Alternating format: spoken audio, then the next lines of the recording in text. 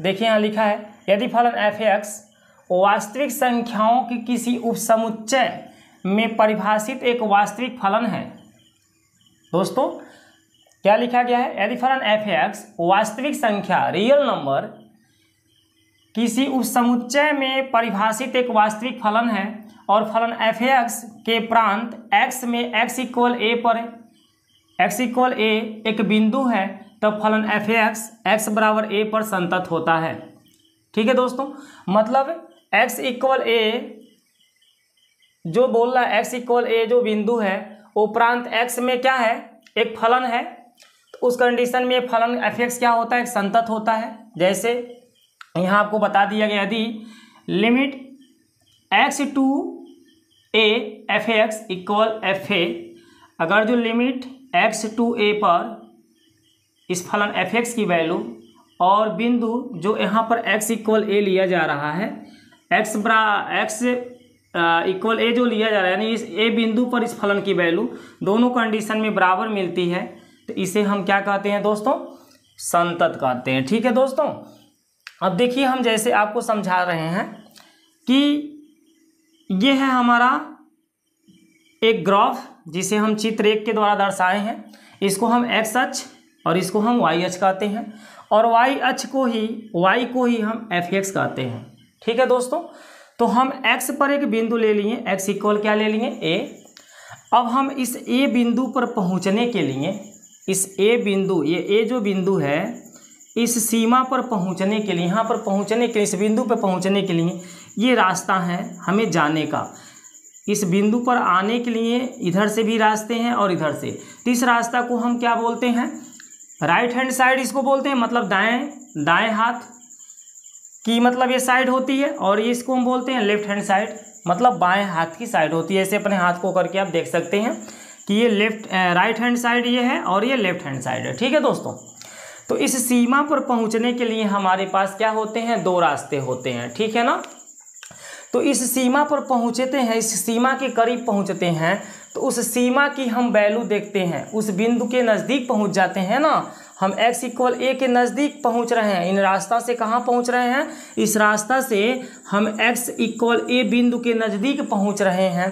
तो इस बिंदु पर हम इस सीमा की वैल्यू ज्ञात करते हैं। लिमिट का मतलब होता है दोस्तों सीमा, और इस बिंदु जो x = a है, यहाँ पर इस फलन की वैल्यू ज्ञात करते हैं, जो फलन यहाँ पर दिया गया रहता है। ठीक है, अगर ये दोनों वैल्यू आपस में बराबर मिलते हैं तो उसे हम क्या कहते हैं, संतत। अगर ये दोनों वैल्यू आपस में बराबर न मिले तो उसे क्या कहते हैं, असंतत कहते हैं। ठीक है दोस्तों, दूसरी कंडीशन है कि इसे हम इस limit x to a f(x) को क्या कहते हैं, तो सीमा पर फलन का मान, मतलब सीमा पर जब हम पहुंचते हैं तो उस समय फलन की मान क्या है, सीमा के नज़दीक हम जब पहुंचते हैं तो दोस्तों, या तो इस साइड से हम सीमा के नज़दीक पहुंचे या इस साइड से सीमा के नज़दीक पहुंचे, तो फलन का मान क्या हो सकता है। ठीक है, वो मान हम ज्ञात करते हैं इससे, और fa से हम क्या ज्ञात करते हैं, जो fa दिया गया है, अर्थात इस बिंदु a पर हम ऑलरेडी फलन f(x) का मान ज्ञात कर लेते हैं। इस बिंदु a पर फलन f(x) का मान ज्ञात कर लेते हैं, और यदि दोनों मान आपस में बराबर आता है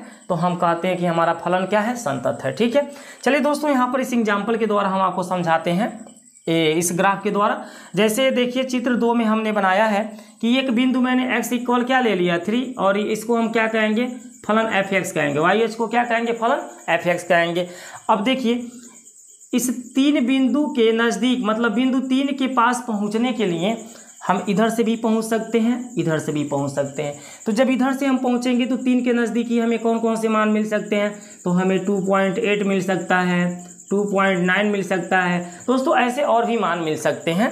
किस साइड से पहुंचते समय, लेफ्ट हैंड लिमिट के साइड से पहुंचते समय। और इस बिंदु को देखिए, इस बिंदु के दाएं साइड से भी आने के लिए यहाँ मार्ग है। तो बताइए 3 के नज़दीक इधर कौन से बिंदु होंगे, तो आप कहेंगे 3.1 होगा, 3.2 होगा ना, 3.1 होगा, 3.2 होगा। तो ये सब हमारे सीमा के नज़दीकी मान हैं, समझते हैं। तो हमें जब इन सीमा के नज़दीक पहुंचते हैं तो इस बिंदु पर हम चेक कर लेते हैं, किस बिंदु पर, कि हम 3 के तो हम नज़दीक पहुंच ही गए हैं, चाहे ऐसे पहुंचे या ऐसे। ये भाई 2.9 जो है या 3.1 जो है, ये 3 ही के ना नज़दीक है, 3 ही के ना करीब है, इसको 3 ही ना लगभग में माना जाएगा। तो वही हम देखते हैं कि x की वैल्यू, हम सीमा की वैल्यू ज्ञात करते हैं जब 3 के नज़दीक पहुंच जाते हैं, तो उस समय सीमा की वैल्यू क्या हमें प्राप्त होती है, किस पर, 3 पर, क्योंकि हम 3 के पास पहुंच रहे हैं। और ऑलरेडी बिंदु जो 3 हमारा है, इस 3 पर हम क्या करते हैं, उस फलन का मान ज्ञात कर लेते हैं। ठीक है, अगर ये दोनों मान आपस में इक्वल आ जाता है तो उसे हम क्या कहते हैं, फलन संतत है। अगर दोनों मान बराबर नहीं आता है तो उसे क्या कहते हैं, फलन हमारा संतत नहीं है। ठीक है दोस्तों, और थोड़ा सा अभी इसके बारे में हम आपको चर्चा करेंगे। थोड़ा इधर देखिए, ये जो मैंने 3 नंबर का ग्राफ खींचा है, ये हम ये बताने के लिए खींचे हैं कि फलन हमारा संतत है कि नहीं। ग्राफ देखकर हम कैसे बता पाएंगे। तो दोस्तों, यदि हमारा ग्राफ खींचते समय ये कहीं टूटता नहीं है, यानी बिना कलम उठाए हम ग्राफ को खींच सकते हैं। ठीक है, कंटिन्यूटी इसमें बनी रहती है, यानी खींच रहे हैं तो खींचते ही रहें, रुके ना, चलते ही रहें। ठीक है ना, हमारी कंटिन्यूटी क्या हो, जारी हो, तो उसे हम कहते हैं कि यह ग्राफ हमारा क्या है, संतत है। ये जो ग्राफ हमने खींचा, ये ग्राफ क्या है, संतत है। लेकिन अभी हम चित्र 4 को देखें। ये देखिए चित्र 4 आपके सामने है। तो इस चित्र को खींचने के लिए देखिए, यहाँ से यहाँ तक खींचे हैं, फिर रुक गए हैं, फिर यहाँ से यहाँ तक खींचे हैं, फिर रुक गए हैं, फिर यहाँ से यहाँ तक खींच दिए, फिर रुक गए। तो दोस्तों, ये ग्राफ हमारा जगह जगह टूट रहा है, हमारी कंटिन्यूटी जारी नहीं है। हम जगह जगह क्या है, रुक जा रहे हैं, और रुक करके दूसरे स्थान पे जाके फिर अपना कार्य शुरू कर रहे हैं। तो इसे हम कहेंगे ये ग्राफ टूट रही है। इसी कारण हम इसको बोलेंगे कि ये ग्राफ हमारा संतत नहीं है, ये असंतत है। ये क्या है, असंतत है, असंतत है। ठीक है दोस्तों, तो ये रहा आपको ग्राफ के माध्यम से समझाने का कुछ नियम। आगे देखिए दोस्तों, अब हम आते हैं यहाँ पर, इस बिंदु पर जब आते हैं, इसको मिटा देते हैं। देखिए आगे,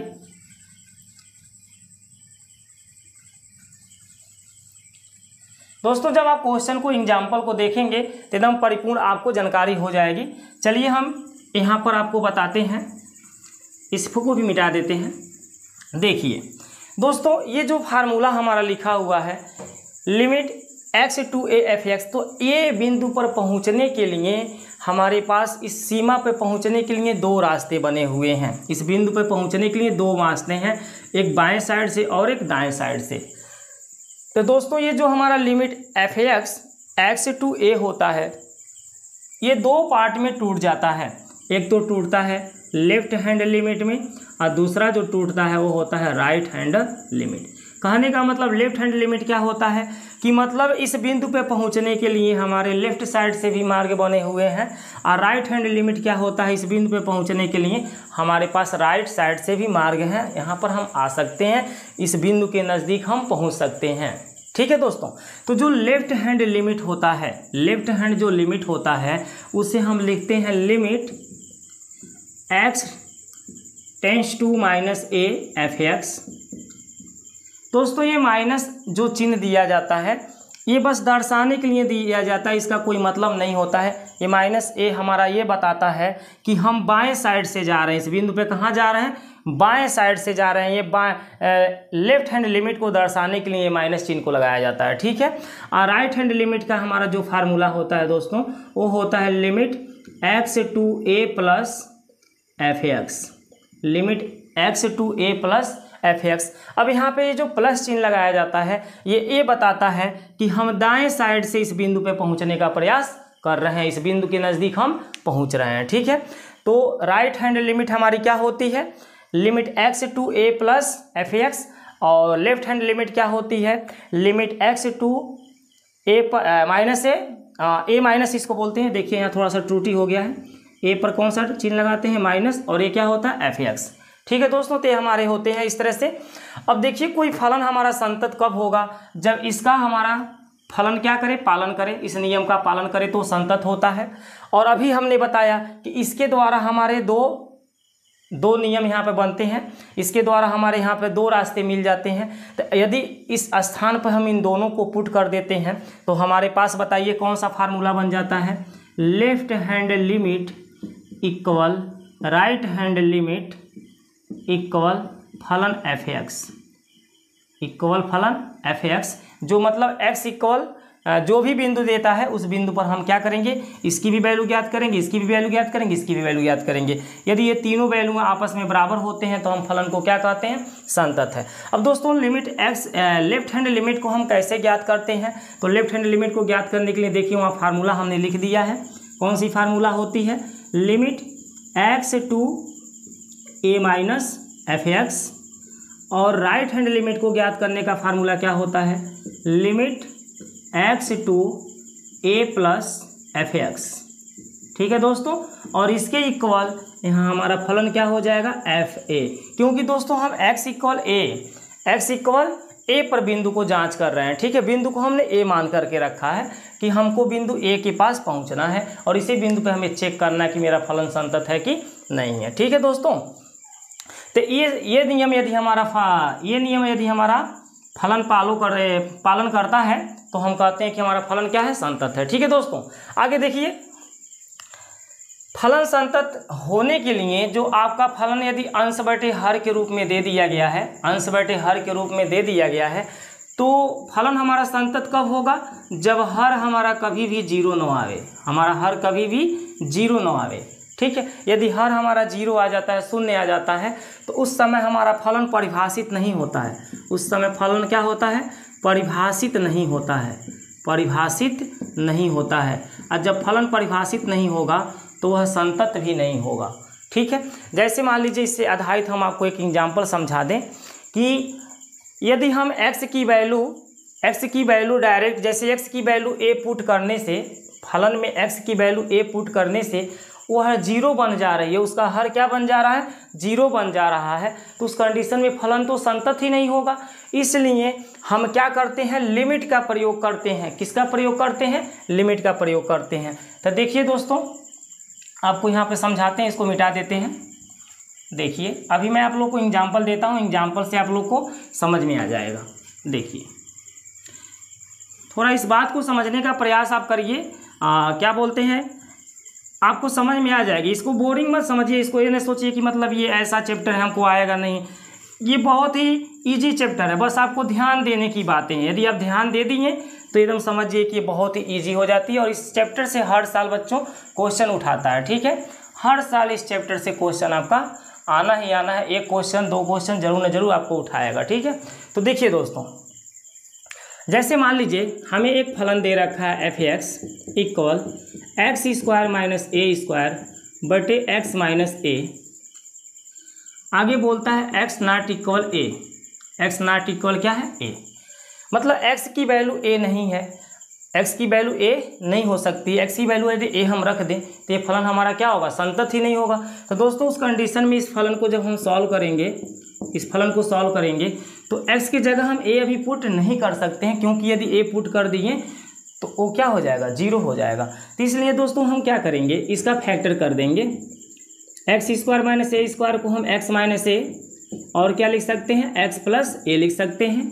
अब बटे में क्या कर देंगे, x माइनस ए कर देंगे। अभी x माइनस ए से x माइनस ए क्या होगा, कैंसिल हो जाएगा। तो इस फलन की वैल्यू आ जाएगी x प्लस ए, इस फलन की वैल्यू क्या आ जाएगी, x प्लस ए आ जाएगी। ठीक है, अब इस भी x के जगह पर हमें जो भी वैल्यू देता है, जो भी बिंदु देता है, वो बिंदु हम रख सकते हैं और इसकी जांच कर सकते हैं। ठीक है ना, अगर मान लीजिए हमें इसकी जांच करनी है तो हम कैसे जांच करेंगे, x इक्वल तो a नहीं रख सकते हैं, x इक्वल हम a नहीं रख सकते हैं। इसमें तो x इक्वल जैसे ही आप a रखेंगे जीरो बन जाएगा, लेकिन x इक्वल आपको a रखना नहीं, इसीलिए मैंने इसका फैक्टर कर दिया। अब आपको क्या करना है दोस्तों, इसमें देखना है लेफ्ट हैंड लिमिट और राइट हैंड लिमिट की वैल्यू क्या आ रही है। ठीक है, लेफ्ट हैंड लिमिट और राइट हैंड लिमिट की वैल्यू इसमें क्या आ रही है। तो देखिए दोस्तों, लेफ्ट हैंड लिमिट की जब वैल्यू आप ज्ञात करेंगे तो क्या लिखेंगे, limit x to a minus. A minus का मतलब क्या हो जाता है कि एक्स की वैल्यू ए नहीं है, ए के नज़दीक है, ए से कुछ कम है, ए से कुछ क्या है, कम। यहाँ पर एक कम का प्रतीक होता है। ठीक है, माइनस का मतलब ए से कुछ कम कर लो, और यहाँ पे क्या हो जाएगा, एफ एक्स। ठीक है दोस्तों, आगे देखिए, अब हम क्या करेंगे, लिखेंगे लिमिट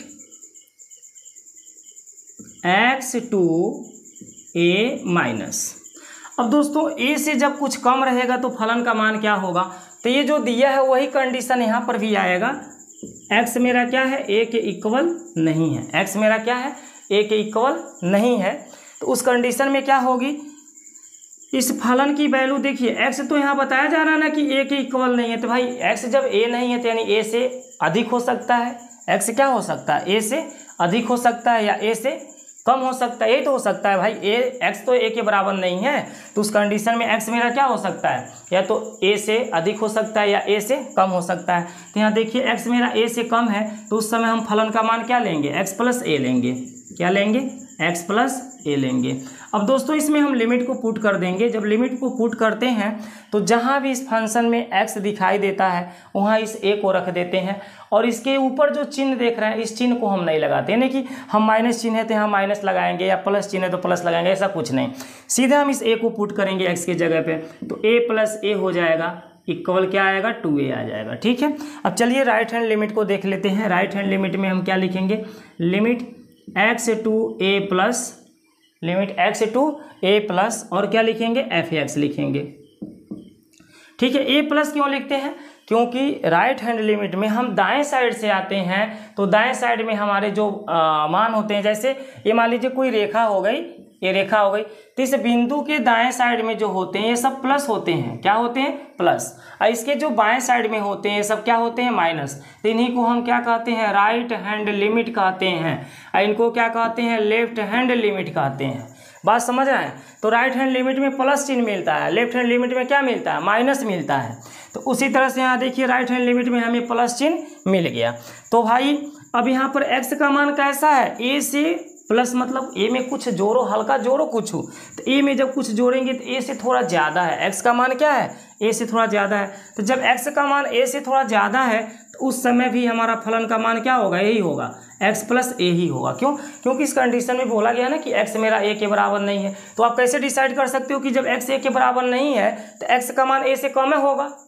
ये तो नहीं डिसाइड कर सकते हो कि x का मान a से भाई कम होगा, या तो ऐसा भी नहीं डिसाइड कर सकते हैं कि x का मान a से ज़्यादा होगा। बस ये हम डिसाइड कर सकते हैं कि हाँ भाई x मेरा a के इक्वल नहीं है। ठीक है, जैसे मान लीजिए सपोज डेट कोई बच्चा है और उसके पास 5 रुपये नहीं है, उसके पास 5 रुपये नहीं है, तो हम क्या कह सकते हैं, उस बच्चे के पास 5 रुपये नहीं है तो या तो 5 रुपये से अधिक हो सकता है या 5 रुपये से कम हो सकता है, लेकिन परफेक्ट रूप से 5 रुपये नहीं है। तो वही कंडीशन यहाँ है कि x की वैल्यू जो दिख रही है वो क्या है, a के इक्वल नहीं है। तो x की वैल्यू कैसी हो सकती है, या तो a से ज़्यादा हो सकती है या a से कम हो सकती है। तो यहाँ कम के लिए भी यही फलन आया है और ज़्यादा के लिए भी इस फलन का मान यही आएगा।